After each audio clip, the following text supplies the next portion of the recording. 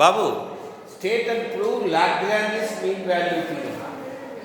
దీన్నే ఏమంటారంటే first mean value theorem on derivative. రాసుకోండి, Lagrange's mean value theorem, mean value theorem or first mean value theorem on derivative.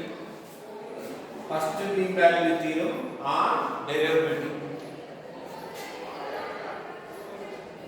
వినండి statement, మళ్ళీ రాసుకోవచ్చు. వినండి బాబు, ఇక్కడ ఎఫ్ అనే ఫంక్షన్ ఎలా ఉందంటే కంటిన్యూస్ అయింది దేంట్లో అంటే క్లోజ్ ఇంటర్వెల్ ఏబీలో, డెరివేటివ్ అయింది దేంట్లో అంటే ఓపెన్ ఇంటర్వెల్ ఏబీలో.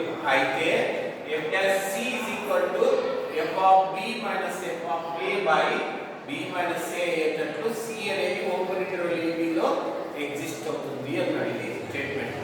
ఇప్పుడు చూడండి, ఒక ఫంక్షన్ ఇలా డిఫైన్ చేసుకోండి. phi of x is equal to f of x plus ax. ఇక్కడ phi of a is equal to phi of b అని తీసుకోండి. phi of a x బదులు a పెడితే ఏమవుతుంది? f of a plus a. x బదులు b పెడితే అర్థమైంది ఎలా అండి? అర్థమైందా? ఇది ఈవెన్ తీసుకురండి, దీన్ని ఈవెన్ తీసుకోండి. ఓకేనా? ఓకేనా?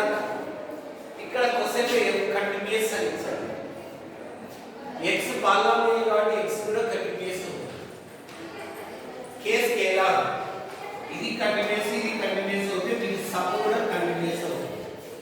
అంటే పై కంటిన్యూస్ అవుతుంది.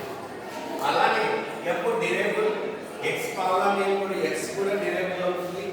అప్పుడు phi of x is equal to f of x plus ax కూడా డెరివేటివ్ అవుతుంది. ఇచ్చాడు phi of a is equal to phi of b. Rolle's conditions okay.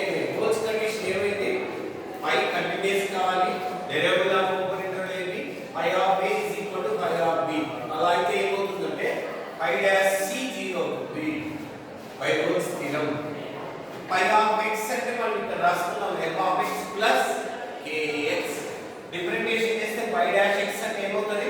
f dash x plus k. x బదులు c పెడితే ఇలా వస్తుంది. ఇది doubt. So 2 ఇది 4 అనుకోండి, 3 4 ఈక్వల్ తీసుకున్నట్లయితే మనకు ఈక్వల్ అయిపోతుంది. లాగ్రాంజెస్ మీన్ వాల్యూ థీరం ఇంతే.